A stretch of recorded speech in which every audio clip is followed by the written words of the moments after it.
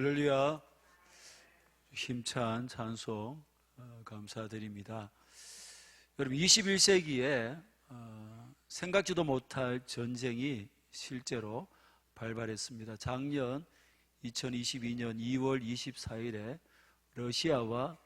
러시아가 우크라이나를 향해 전면적인 공격을 감행했습니다. 동계올림픽이 끝난 지 불과 4일 만의 일입니다. 그리고는 이 전쟁이 1년을 훌쩍 넘겨서 오늘째로 382일째가 됩니다.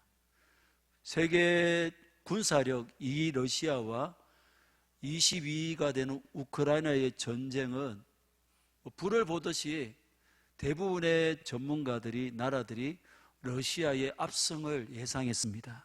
하지만 일방적일 것 같은 전쟁은 반전을 이루어서 현재까지도 계속되고 있습니다.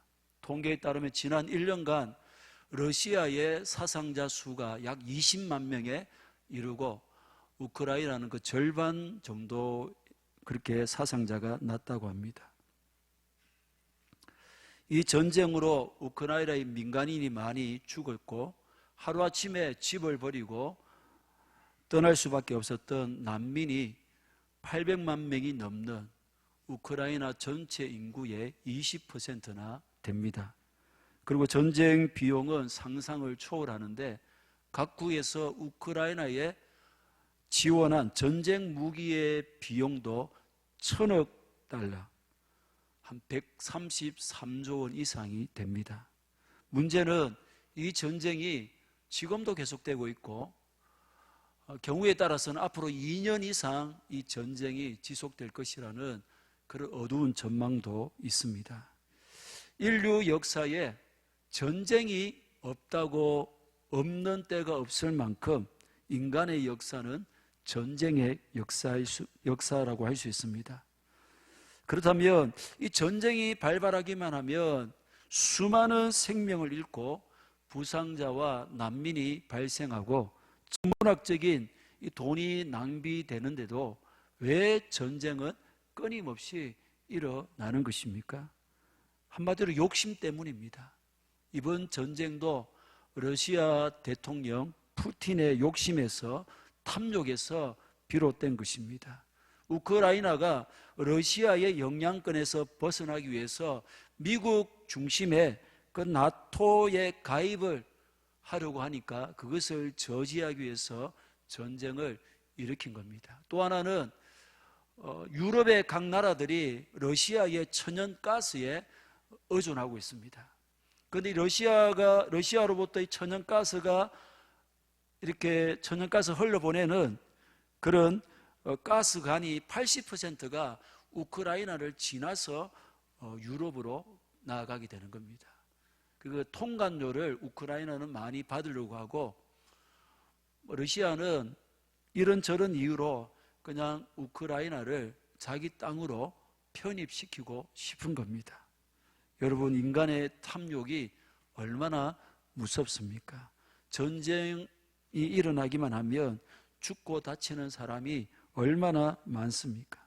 도시가 공중분해되어지고 사회의 모든 기반 시설들이 와해가 되는 등 천문학적인 피해가 발생하지만 아랑곳하지 않고 오직 자기 욕심을 채우기 위해서 전쟁을 일으키는 말입니다. 오늘 본문에도 전쟁이 나옵니다. 그리고 이 전쟁은 역시 욕심에 의한 것입니다. 1절입니다. 시작. 당시에 시날 왕 아므라벨과 엘라살 왕 아리옥과 엘람 왕 그돌로 오멜과 고임 왕 디다리. 굉장히 어렵습니다. 전혀 알 수도 없고 이해할 수도 없는 이름들입니다. 여기에 시날은 바벨론 남부 지역, 아브라함의 고향 갈대와 우르가 있는 지역이죠. 우리가 잘 아는 창세기 11장에 바벨성과 바벨탑을 쌓았던 시날 평지가 있는 그런 곳입니다. 이 지역에 네 나라가 언급되는데 시날, 엘라살, 엘람, 고임입니다. 그런데 여기서 엘람은 네 나라 가운데서 세 번째로 언급되고 있는데 14년이 지난 9절에 가면은 이 엘람왕 고돌라오멜만 오멜이 가장 먼저 언급되어 나옵니다. 그리고 17절에는 아브라함이 고돌라오멜과 그와 함께한 왕들을 쳐부수고, 이 말씀에서 네 왕 중에 엘람왕 고돌라오멜만 여기 언급됩니다. 그러니까 엘람이 초기에는 주도적 역할을 못하다가 14년이 지난 이후부터는 이 네 개의 나라 중에서 주도적 역할을 합니다. 4절에서도 네 나라 중에 그돌라오멜, 즉 엘람왕의 이름만 여기에 나옵니다. 또 2절을 한번 어렵지만 한번 같이 읽어봅니다. 소돔왕 베라와 고모라왕 비르사와 아드마왕 시납과 스보임왕 세메벨과 벨라 곧 소알왕과 싸우니라. 1절에 그 네 나라가 메소포타미아 4개 연합군입니다. 여기에 맞서서 형성된 4의 인근의 5개 연합군이 소개됩니다. 소돔 고모라 지역에 5개의 나라가 언급된 경우는 구약 성경에서 본장밖에 없습니다. 어떤 학자들의 주장처럼 이 국가들이 사해 남단에 위치했다면 현재 사해 바다에 잠긴 거예요. 만약 사해 남동쪽에 존재했다는 그런 주장도 있는데 확인할 길은 없습니다. 그런데 여기에 언급된 5 왕의 이름은 의도적으로 희야가 웃기려고 비꼴려고 한 것으로 보입니다. 소돔 왕 베라라는 말은 뜻이 죄악 속에라는 말이에요. 고모라 왕 비르사는 사악함 속에라는 뜻이에요. 또 시납은 아버지를 미워하다, 세메벨은 이름을 잃다, 벨라는 삼키다. 모두 부정적인 의미를 지닌 단어를 통해 이들 왕들이 얼마나 사악한지를 여기에서 드러냅니다. 이들 중에 소돔은 창세기 13장 13절에 소돔 사람은 여호와 앞에 악하며 큰 죄인이었더라, 그렇게 묘사를 하죠. 또 호세아 11장 8절에서는 하나님께서 에브라임과 이스라엘을 아드마와 스보임처럼 버리지도 놓겠지도 못하겠다, 이 말씀에서 두 나라 아드마와 스보임이 언급되기도 합니다. 3절은 이들 메소포타미아 4개 국가 소돔 고모라의 5개 국의 연합군이 벌인 첫 전쟁터가 시딤 골짜기였다, 그렇게 말합니다. 시딤은 염해, 즉 사해 바다입니다. 시딤 골짜기는 성경에서 여기만 나와요. 그 이유가 뭐겠습니까? 소돔 고모라의 멸망과 함께 사해에 잠겨버렸기 때문입니다.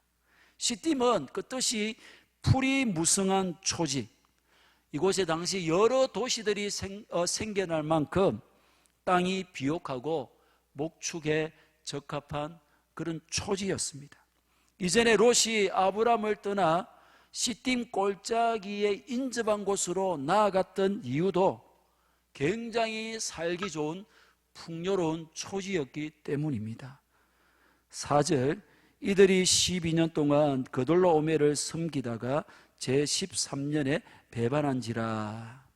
시딤 골짜기에서 전쟁에 패한 소돔 고모라 5 연합군들이 12년 동안 메소포타미아 4개국을 섬긴 거예요. 조공을 바치고 그렇게 섬긴 것입니다. 그러다가 13년째에 배반했습니다. 충성을 거부하며 반란을 일으켰습니다. 왜 소돔 고모라 지역의 5개국이 13년째에 반란을 일으킨 것입니까? 저들에게 조공을 바치면서 힘을 길러왔고 이제는 저들과 한번 붙어볼만 하겠다, 한 붙으면 이번에는 승리할 수 있겠다, 이런 자신감이 있었기 때문입니다. 그런데 8절 이하에 두 번째 전쟁이 이제 두 번째로 붙는 전쟁이 나오는데 역시 소돔 고모라가 또 패합니다. 자신은 있었지만 자신감은 충만했는데 실상은 전혀 달랐습니다. 여러분, 오늘 이 시대는 어느 시대보다 자신감을 강조합니다. 적극적인 사고방식, 긍정적인 마인드, 자존감, 모두 자신감을 가지라는 거예요. 무슨 일이든지 쫄지 말고 자신감을 가지고 한번 부딪혀 보는 것이 중요하다, 이런 메시지를 계속 던집니다. 뒤로 물러나거나 위축되지 말고 할 수 있다는 적극적인 또 긍정적인 생각으로 시도하고 도전하라. 이게 오늘 이 시대의 메시지입니다. 물론 자신감이 매우 중요합니다. 부정적이고 소극적인 생각보다는 긍정적이고 적극적인 사고가 현 시대를 살아가기에 더 유리할 수 있습니다. 그런데 자신감이 있다고 적극적으로 달려든다고 다 되는 것은 아닙니다. 사도행전 19장에 가면 사도 바울이 3차 전도 여행 중에 에베소에 도착을 합니다. 두란노 서원에서 2년 동안 하나님의 말씀을 매일 전함으로 아시아에 사는 사람들 중에서 유대인이든 또는 이방인이든 모두 다 하나님의 말씀을 듣게 됩니다. 또 하나님께서 바울의 손에서 놀라운 능력을 행하게 합니다. 바울의 몸에서 손수건이나 앞치마를 가져다가 병든 사람에게 얹으면 병이 떠나가고 귀신 들린 사람의 귀신이 떠나가는 역사가 일어났습니다. 그곳에 제사장 스게와라는 사람이 있는데 이 제사장에게 7 아들이 있었어요. 그런데 이 무슨 자신감인지 몰라도 이 아들들이 바울이 전파하는 예수를 의지하여 악한 귀신 들린 자에게 떠날 것을 명했습니다.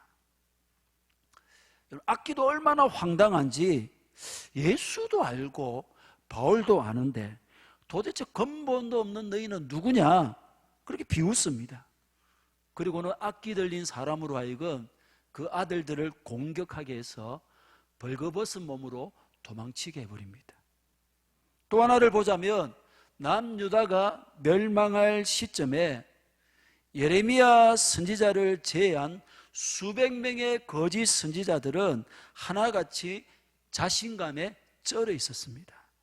그들은 하나님의 임재가 있는 이 예루살렘 성전은 절대로 무너지지 않을 것이다, 큰 소리쳤습니다. 따라서 바벨론에 항복해야만이 산다는 예레미야 선지자를 매국노다, 믿음도 없는 거짓 선지자라 몰아붙였습니다. 바벨론이 쳐들어와도 전능하신 하나님을 믿고 싸우면은 하나님께서 도우셔서 승리를 주실 것이며, 설마 이 하나님의 집이, 이 거룩한 성전이 이방인들에게 짓밟히는 일이 일어나겠느냐? 절대로 그렇지 않을 것이라고 기세등등했습니다. 그러나 결론은 예루살렘 성은 힘없이 무너졌고 하나님의 성전은 이방인들에게 짓밟혔습니다. 사랑하는 여러분, 자신감을 가지는 것 매우 중요합니다. 그런데 내 삶을 보면서 은연중에 잘 살고 있다며, 잘 싸우고 있다며, 이대로 살아가면 아무 문제 없을 것이라는 그런 자신감으로 살고 있지는 않습니까? 내 가정을 보면서도 또 내 자녀들을 보면서도 막연히 잘 될 것이라는 기대감을 가지고 자신하고 있지는 않습니까? 좋습니다. 그런데 그 자신감은 도대체 어디서 온 것입니까? 무엇을 근거로 그런 자신감을 가지는 겁니까? 앞서도 살폈지만 롯도 아브람을 떠날 때에 자신감이 넘쳤어요.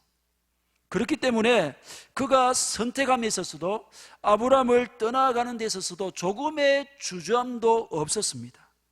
하지만 우리는 그의 자신감 있는 선택이, 그의 자신감 있는 행동이 그 결과가 얼마나 잘못된 결과를 가져오게 했는지를 우리는 너무나 잘 압니다. 저는 사역을 함에 있어서 늘 조심스럽습니다. 앞에 걸려있는 부활주일 기념 VIP 초청 주일, 굉장히 조심스럽기는 마찬가지입니다. 사실 이걸 해야 될까 하지 않아야 될까 수많이 고민했습니다. VIP가 얼마나 올는지, 또 오신 분들 중에 얼마나 결실하게 될지 자신감이 없었어요. 이번뿐 아니라 지금까지 해왔던 모든 사역이나 프로그램들도 마찬가지입니다. 부정적인 부분이라든지 역효과를 생각하면서 주저함도 있었습니다. 내 안에는 아무 능력이 없기 때문입니다. 다만 하나님이 마음을 주시니까 순종하게 되는 거예요.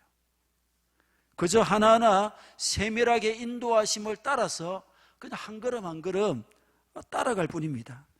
하나님이 하게 하셨으니 하나님이 책임져 주실 것이다. 그 믿음, 그거 붙들고 하는 것입니다. 바울의 내게 능력 주시는 자 안에서 내가 모든 것을 할 수 있느니라. 이 고백은 저의 고백입니다. 이 고백이 없다면 저는 아무것도 할 수 없었을 겁니다. 제가 사역을 함에 있어서 도전을 하며 자신감을 가지는 것도 이 말씀이 있기 때문에, 이 말씀을 믿음으로 붙들고 있기 때문입니다. 내게 능력 주시는 자, 이게 영어 번역으로는 나를 강하게 하는 그리스도입니다. 나를 강하게 하시는 그리스도. 여러분, 이 앞부분에 어떤 말씀입니까? 같이 볼까요? 11절 12절 시작. 내가 궁핍함으로 말하는 것이 아니라 어떠한 형편에든지 나는 자족하기를 배웠노니 나는 비천에 처할 줄도 알고 풍부에 처할 줄도 알아. 모든 일 곧 배부름과 배고픔과 풍부와 궁핍에도 처할 줄 아는 일체의 비결을 배웠노라. 이 고백 후에 13절에 내게 능력 주신 자 안에서 내가 모든 것을 할 수 있느니라, 이 고백이 이어진 거예요.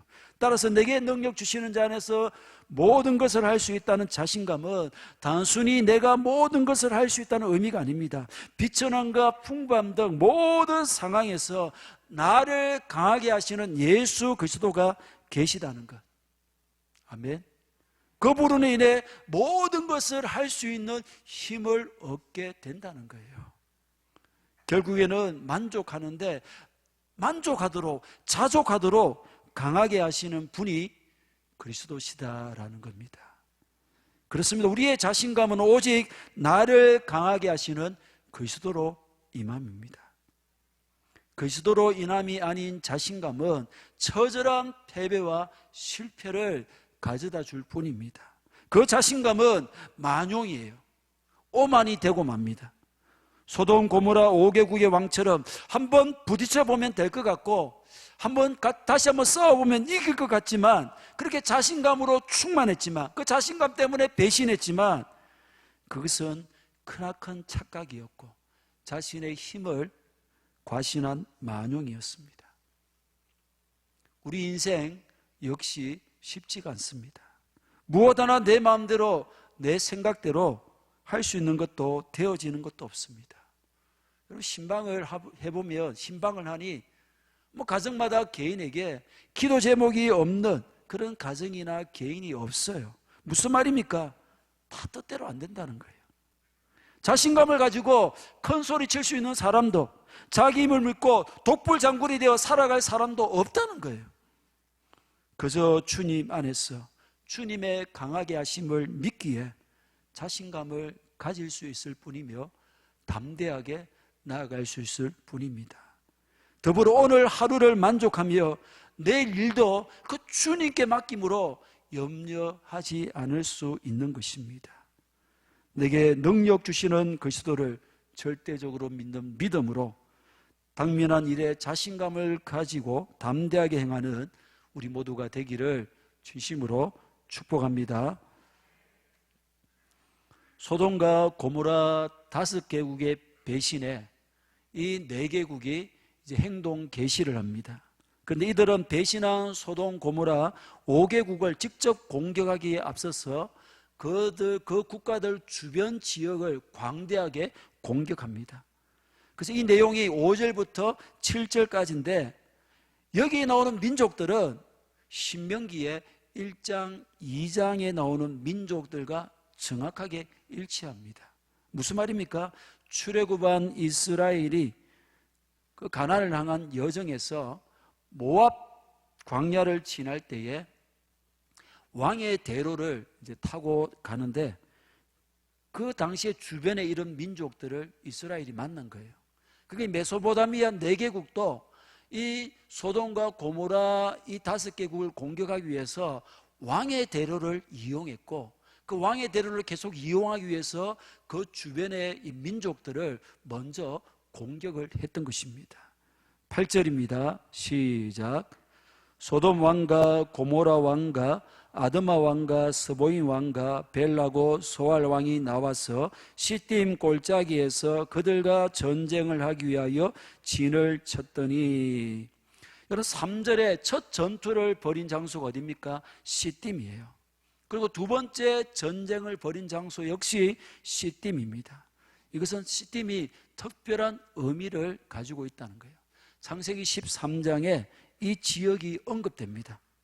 아브라함의 조카 롯이 소돔을 향하여 이동하여 나아갔던 장소가 바로 이 시딤이었습니다. 메소포타미아 연합군들이 가나안 주변 지역을 공격하는 동안 소돔 고모라 연합군들이 이 메소포타미아 연합군들과 싸우기 위해서 시딤 골짜기에 모여서 전투 대형을 갖추었습니다. 10절입니다. 시딤 골짜기에는 역청 구덩이가 많은지라 소돔 왕과 고모라 왕이 달아날 때에 그들이 거기 빠지고 그 나머지는 산으로 도망하며, 역청은 바벨성과 바벨탑을 쌓을 때에 사용이 되었습니다. 우리말 성경으로는 노아가 방주를 건축할 때에 역청이 사용되었다 그렇게 번역되지만 원어로는 이 역청은 다른 역청입니다. 소돔과 고모라 왕들은 이 시딤 골짜기에 모여서 대비하면서 아마 역청 구덩이를 이용하려고 한 것으로 보입니다. 그런데 메소포타미아 연합군들이 아니라 자신들이 도리어 역청 구덩이에 빠진 거예요. 이들은 도망치다가 자신감을 가지고 부딪혔는데 생각외로 너무 강합니다. 그래서 막 당황해서 도망치다가 역청 구덩이에 빠졌고, 역청 구덩이에 빠지지 않고 살아남은 이 군사들은 전부 다 산으로 도망했습니다. 이들이 산으로 도망한 것은 하나님이 소돔과 고모라를 멸망시킬 때에 롯과 그의 두 딸이 산으로 도망한 것과 매우 비슷합니다. 자신감을 가지고 배신했으나 전쟁에 승리할 것이라고 기대했지만 그것은 크나큰 착각입니다. 우크라이나와 러시아의 전쟁도 마찬가지입니다. 푸틴 대통령은 자신감이 있었습니다. 3주 4주 안에 우크라이나를 정복할 것이라 기대했었습니다. 대부분의 전문가들도 그렇게 예측했죠. 하지만 그는 너무나 큰 착각이었습니다. 이렇게까지 전쟁이 길어지고 이젠 오히려 러시아가 쫓기는 입장이 될 것이라고는 어느 누구도 생각지도 못한 일입니다. 우리는 하나님이 아닙니다. 우리에게는 어떤 결정권도 없습니다. 착각하지 말아야 됩니다. 헛된 자신감을 가지지 말아야 합니다. 우리에게 필요한 것은 더욱 하나님의 주권을 인정하며 그분의 다스림을 받는 것뿐입니다. 11절은 전쟁에서 승리한 메소포타미아 연합군들이 소돔과 고모라 연합군들의 지역을 약탈하는 내용이 나옵니다. 그리고 이어지는 12절입니다. 시작. 소돔에 거주하는 아브라함의 조카 롯도 사로잡고 그 재물까지 노략하여 갔더라. 전쟁의 결과를 언급하는데 의도적으로 롯이 포로로 끌려가고 그 모든 재물까지 노략하여 간 것으로 이 전쟁의 결론을 맺습니다. 왜 롯이 포로로 끌려갔겠습니까? 소돔에 거주했기 때문입니다. 롯은 아브라함을 떠날 때에 인간적인 욕심에 눈이 멀어서 풍요로운 요단들을 택했습니다. 근데 거기에 있었으면 다행인데 점점 장막을 옮겨서 소돔까지 이르게 되었고 소돔에 아예 정착을 했습니다. 롯이 요단들을 택하고 소돔으로 옮겨갔을 때에 자신이 전쟁 포로가 될 것이라고는 생각조차 했겠습니까? 만약 그런 생각이 있었다면 소돔으로 옮겨가지 않았을 겁니다. 여기에 거주하는 이 말은 자리 잡다, 앉다, 분사형, 계속되는 상태를 뜻합니다. 시편 1편에 복 있는 사람은 어떤 사람입니까? 악인의 길을 쫓지 아니하며 죄인의 길에 서지 아니하며 오만한 자의 자리에 앉지 아니하는 사람입니다. 복 있는 사람은 이런 것에 머물지 않는 사람, 이런 것에 자리 잡지 않는 사람입니다. 복 있는 사람은 오직 여호와 율법을 즐거워하여 그 율법을 주야로 묵상하는 사람입니다. 늘 하나님의 말씀에 자리 잡는 사람, 하나님 말씀에 앉아 있는 사람이 복 있는 사람인 거예요. 롯은 잘못된 선택을 해서 잘못된 곳에 자리 잡았습니다. 잘못된 곳에 앉았습니다. 그것 때문에 포로로 끌려갔습니다. 그런 재산을 위해 잘 살기 위해서 부자가 되기 위해 잘못된 선택을 했고 잘못된 곳에 자리를 잡았습니다. 그런데 한순간에 그 모든 재산은 빼앗겨버렸고 그는 포로로 끌려가서 그의 목숨은 바람 앞에 등잔같이 되었습니다. 아버지 같은 아브라함을 그렇게 매정하게 떠나왔는데 이제 다시는 아브라함을 보지 못할 수도 있습니다. 그런데 12절을 보시면 롯이 아브라함을 떠나갔지만 아브라함과 전혀 상관없는 삶을 살아가고 있음에도 불구하고 아브라함의 조카 롯으로 여전히 부르고 있습니다. 그렇게 볼 때에 롯이 포로로 끌려간 것은 하나님이 은혜를 베푸신 것이고 기회를 주신 거예요. 아브라함이 롯을 얼마나 사랑하시는지를 알기에 아브라함 때문에 곧 있으면 소돔 고모라가 불로 완전히 멸망할 것이기 때문에 그 소돔을 벗어날 기회를 하나님이 주신 거예요. 포로로 잡혀가고 재산을 빼앗김으로 롯은 소돔은 살 곳이 아님을 깨닫게 하신 거예요. 롯은 이곳을 통해 소돔은 내가 거주하거나 앉아 있어야 할 곳이 아니라는 것을 깨달아야 했습니다. 하지만 아브라함에 의해서 포로로 구출받은 그는 또다시 소돔으로 돌아가 거기에 거주합니다. 이후 소돔 고모라가 불심판을 받게 되는데 그때도 하나님은 아브라함 때문에 롯의 목숨을 건져주시고 또 기회를 주십니다. 롯은 자기 발로 소돔으로 나아가서 거주했으며 아예 소돔에 눌러 앉았습니다. 엄연히 그의 잘못입니다. 그런데 하나님은 아브라함 때문에 롯이 아브라함의 조카라는 것을 기억하시고 잘못하는 롯에게 은혜를 베푸십니다. 아브라함이 하나님을 믿고 순종하며 예배하는 그 혜택을 잘못을 하고 있는 롯이 누리고 있다는 거예요. 하나님이 아브라함에게 아브라함 너로 말미암아 땅의 모든 족속이 복을 얻을 것이라 했는데 롯이 그의 가장 가까운 롯이 지금 복을 누립니다. 사랑하는 여러분, 시대가 매우 어둡습니다. 우리 주변에도 내 주변에도 사랑하지만 롯처럼 제멋대로인 사람들이 있습니다. 내 남편일 수도 있어요. 내 자녀일 수도 있습니다. 친족이나 가족, 친구일 수도 있습니다. 롯처럼 멀리 떠나갔을 수도 있고 거주하면 안 되는 곳에 거주하고 앉아 있을 수도 있습니다. 하지만 나로 인해 복을 받게 할 수 있습니다. 내가 아브라함이 되면 됩니다. 아브라함처럼 믿음으로 살고 순종하고 예배하고 기도하면 하나님께 매달리면 됩니다. 하나님께서 아브람 때문에 잘못된 곳에 거주하는 롯에게 기회를 주시듯 아브람 때문에 살려주시듯이 우리로 인해서 우리와 관계된 자들에게도 하나님은 기회를 주시고 은혜를 베푸실 것입니다. 그러므로 그들이 번나가면 번나갈수록, 그들이 어긋나면 어긋날수록 실망하는 것이 아니라 내가 더 하나님께 매달려야 하는 거예요. 내가 더 아브람처럼 되어가야 하는 것입니다. 그러면 하나님께서 우리 때문에 반드시 그들에게도 은혜를 베푸시며 기회를 주시고 또 주실 것입니다. 사랑하는 여러분, 오늘 이 시대에도 전쟁은 있습니다. 눈에 보이는 전쟁뿐 아니라 눈에 보이지 않는 더 치열하고 무서운 영적 전쟁이 끊이지 않습니다. 우리 힘으로는 감당할 수도 싸울 수도 없습니다. 근자감이라고 하죠. 근자감, 근거 없는 자신감. 그건 여러분 내려놓으십시오.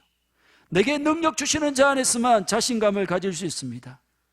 그 주께서 나를 강하게 하시면 두려울 것이 없습니다. 어떤 형편에서든지 만족하며 자족할 수 있습니다. 내 주변에 내가 사랑하는 사람들이 있습니다. 무언가에 사로잡힌 이들 역시 내 마음대로 할 수는 없어요. 하지만 우리가 아브라함이 되면 하나님이 나 때문에 그들에게 은혜를 베푸십니다. 기회를 주시고 또 주십니다. 그들이 어긋나면 어긋날수록 실망하는 것이 아니라 우리는 더 하나님께 매달리며 하나님과 승부를 보셔야 합니다. 나로 인해 결국에는 그들이 하나님의 은혜를 입을 것이며 하나님의 역사를 경험하게 될 것입니다. 더욱 하나님께 사로잡히며 하나님만 의지하고 붙드는 자로, 나로 말미암아 나와 관계된 이들에게 하나님의 복을 흘러보내는 복의 통로로, 그리스도께서 강하게 하시는 자로서의 자신감으로 늘 자족하며 살아가는 우리 모두가 되기를 주님의 이름으로 간절히 축복합니다.